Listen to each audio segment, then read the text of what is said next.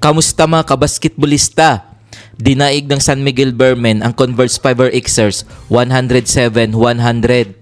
Tinanghal na best player of the game si AJ Anosike sa likod ng kanyang 41 points, 9 rebounds at 5 assists.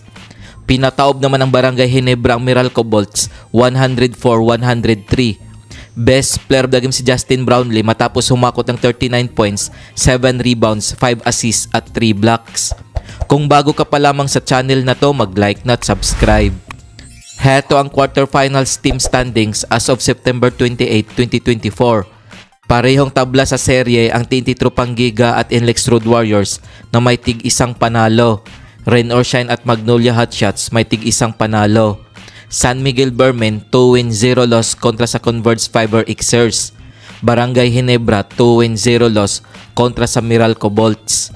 Kung umabot ka dito sa video na to, mag-like na at subscribe. Heto ang Game 3 schedule ng quarterfinals ngayong September 29, 2024 na gaganapin sa Inaris Center, Antipolo. Sa first game, maglalaban ang TNT Tropang-Giga at NLEX Road Warriors alas 5 ng hapon. At sa main game, maghaharap ang Magnolia Hotshots at Rain or Shine Elasto Painters alas 7:30 ng gabi.